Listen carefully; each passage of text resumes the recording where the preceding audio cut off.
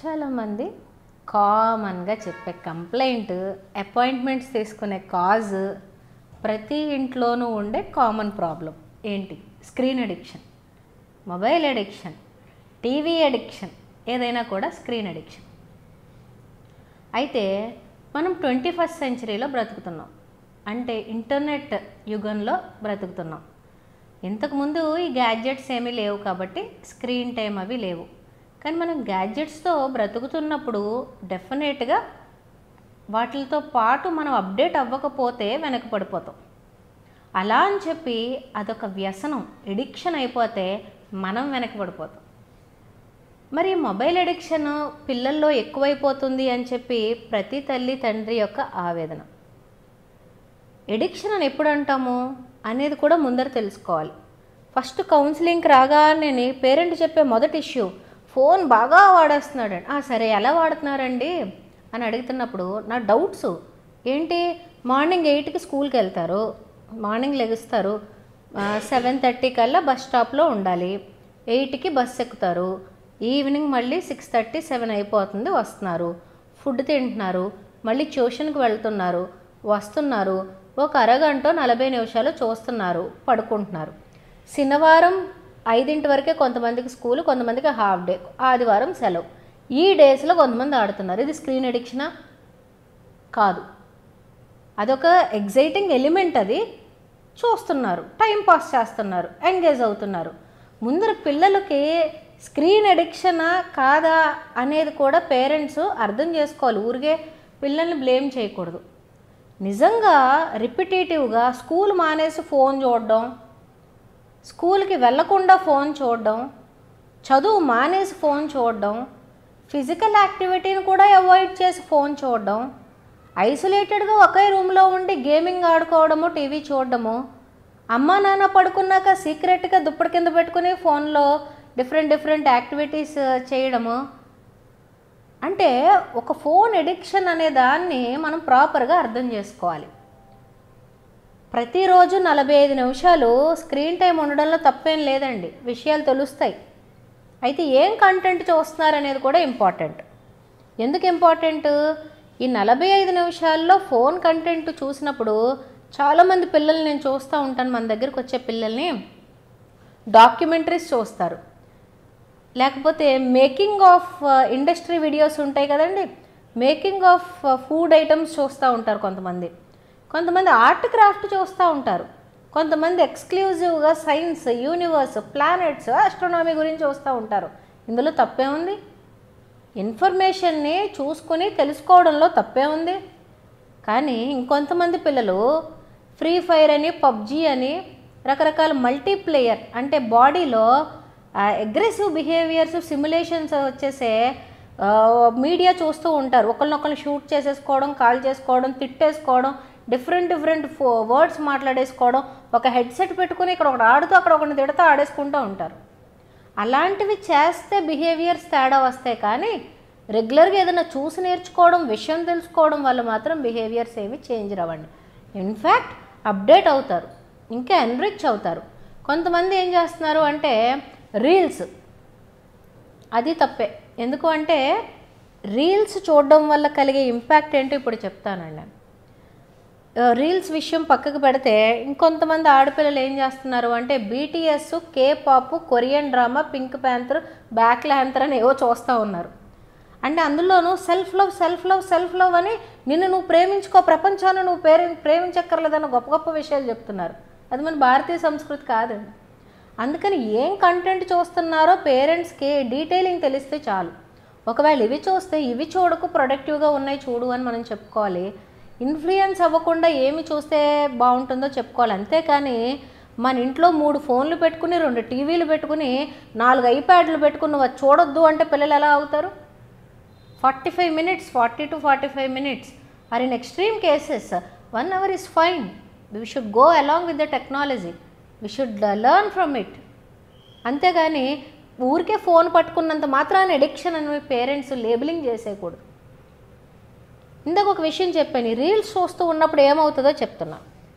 నార్మల్గా screen addiction ఉంటే stress, anxiety develop అవ్వడం, కొన్ని బిహేవియరల్ ఇష్యూస్ రావడం మనం ఇప్పటి వరకు చాలామంది చెప్పడం వినడం అన్నీ చూస్తున్నాం.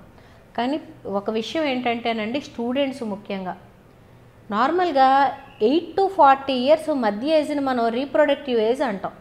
రీప్రొడక్టివ్ అంటే ఊరికే కనడము ఇదే కాదండి, పిల్లల్ని కనడం ఇదే కాదు. రీప్రొడక్టివ్ ఏజ్ అంటే ఏంటంటే బ్రెయిన్కి క్రియేటింగ్ కొత్త కొత్త ఫామ్స్ని క్రియేట్ చేసే కెపాసిటీ ఉంటుంది. క్రియేటివిటీ లెవెల్స్ పీక్లో ఉంటాయి. డిజైనింగ్ కానీ, అనలిటికల్ థింకింగ్ కానీ, cognitive functioning of the brain కానీ హైగా ఉంటుంది ఆ టైంలో.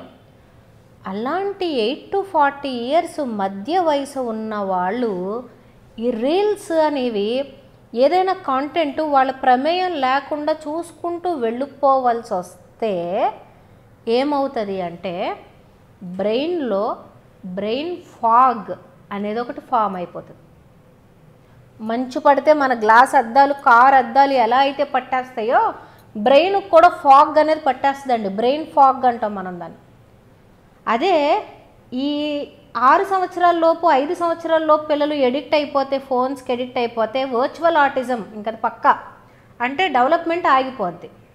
ఈ డెవలప్మెంట్ని యూజ్ చేయవలసిన ఏజ్లో, బ్రెయిన్ డెవలప్మెంట్ని యూజ్ చేయవలసిన ఏజ్లో యూజ్ చేయకుండా ఏదో ఒక విషయాన్ని పట్టుకుని అలా చూసుకుంటూ వెళ్ళిపోతే బ్రెయిన్కి ఫాగ్ పట్టేస్తుంది. డియర్ ఫ్రెండ్స్, బ్రెయిన్కి ఫాగ్ పట్టేస్తే ఏమవుతుంది అంటే కాగ్నిటివ్ ఎబిలిటీ పోతుంది, డిటారియేట్ అయిపోతుంది, తగ్గిపోతుంది.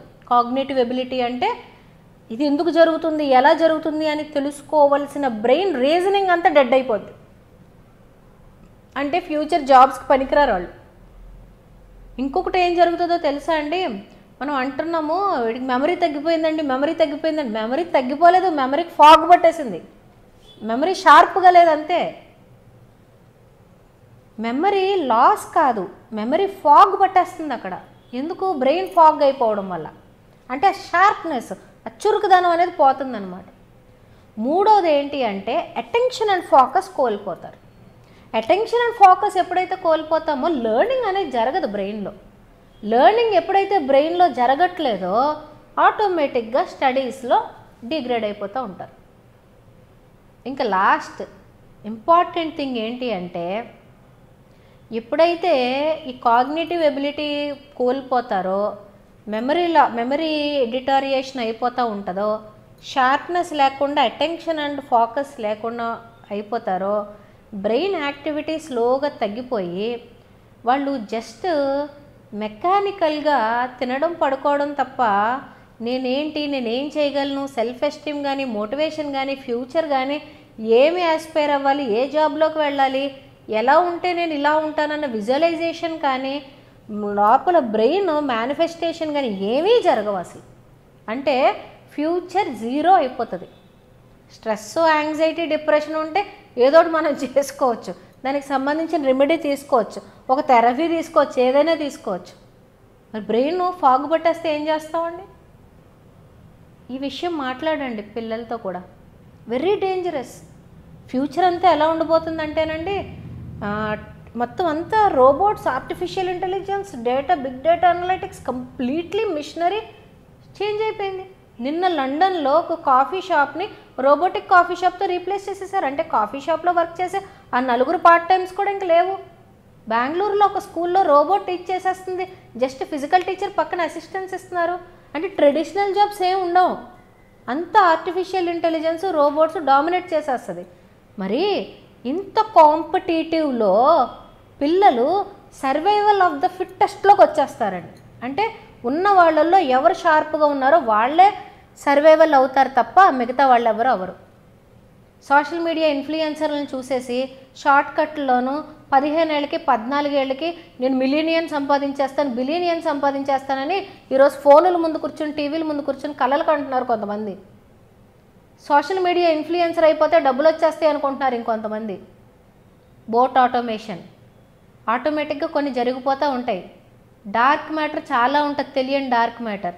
ఈ బ్రెయిన్ ఫాగ్ పట్టేసి పిచ్చి పిచ్చి ఇన్ఫ్లుయెన్స్కి వెళ్ళిపోయి షార్ట్ కట్లో మనీ సంపాదించుకోన అనే థాట్ వచ్చింది అంటే your career is over, your career is kill. ప్రతిదానికి హార్డ్ వర్క్ ఉంటుంది, ప్రతిదానికి ఒక స్ట్రాటజీ ఉంటుంది, ప్రతిదానికి మెట్టు ఎక్కాలి. అలా ఎక్కకుండా డైరెక్ట్ వెళ్ళిపోతానన్న వాళ్ళు డైరెక్ట్గా పడిపోతారు. ఈ బ్రెయిన్ ఫాగ్ అనేది స్క్రీన్ అడిక్షన్ వల్ల ఎక్కువ అయిపోతుంది అని ఎవరైతే గమనిస్తారో, పిల్లలకి రిపిటేటివ్గా ఆ ఫేజ్ ఆఫ్ లైఫ్ ఎలా ఉంటుందో ఎవరైతే ఎక్స్పోజర్ చేయిస్తారో వాళ్ళ ఫ్యూచర్స్ మనం సేవ్ చేయగలుగుతాం. పేరెంట్స్కి ఒక చిన్న విన్నపం, don't entertain them, involve them. ఎక్కడికన్నా మనం తీసుకెళ్ళి వాళ్ళని ఎంటర్టైన్మెంట్ ఇచ్చేస్తే వాళ్ళు ఫోన్స్కి దూరంగా ఉంటున్నారు అనుకుంటున్నాం మనం. ఒక ప్లే గ్రౌండ్లోకి ఎక్కడికో వదిలేసి, ఎక్కడికో చోట, లేకపోతే ఏదో షోకి తీసుకెళ్ళి అక్కడ వదిలేసి ఏదో ఒక ఫిజికల్ యాక్టివిటీ పెట్టేస్తే మొబైల్ అడిక్షన్ ఉండదు అనుకుంటున్నాం. వాళ్ళకి ఎంగేజ్మెంట్ చాలా హైగా ఉంటే తప్ప ఈ జనరేషన్ కిడ్స్ సాటిస్ఫై అవ్వరు. అందుకని మనం వాళ్ళ పనుల్లో ఇన్వాల్వ్ చేయాలి.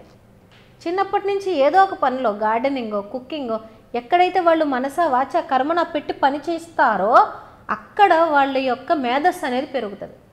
చిన్న పని లేదు, పెద్ద పని లేదు, వాటరింగ్, ఏదైనా కూడా no entertainment, let them get involve. అప్పుడే మనం స్క్రీన్ అడిక్షన్ పోగొట్టగలం. అంటే రెగ్యులర్ న్యూ రొటీన్ వాళ్ళకి నచ్చదు, నార్మల్ రొటీన్స్ నచ్చవు. సంథింగ్ ఎంగేజింగ్ ఉండాలి, వాళ్ళ చేతుల మీదుగా జరగాలి, ఆ బుర్ర అక్కడ ఎంగేజ్ అవ్వాలి, ఆ మనసులో వాళ్ళు కొత్త కొత్త ఆలోచనలు క్రియేట్ అవ్వాలి, వాళ్ళ దగ్గర నుంచి ఒక ప్రోడక్ట్ ప్రొడ్యూస్ అవ్వాలి. అప్పుడు వాళ్ళు హ్యాపీ ఫీల్ అవుతారు. అలాంటి సర్కమ్స్టాన్సెస్ మనం క్రియేట్ చేయాలి తప్ప ఫోన్ చూడకు అని చెప్తున్నాం, సరే మనం ఏం ఎన్విరాన్మెంట్ క్రియేట్ చేస్తున్నాం. Don't let them get entertain or don't stop them, but let them get involved in some any activity. In that way we can control this brain fog and make people sharper, memory more stronger, and they'll be best future citizens so as to suit the futuristic job market. కానీ మీకు నిజంగా ఎలా control చేయాలో తెలియట్లేదు, మీకున్న family సెట్టింగ్స్కి మీకు ideas generate అవ్వట్లేదు అనుకుంటే ప్రొఫెషనల్ హెల్ప్ తీసుకోండి.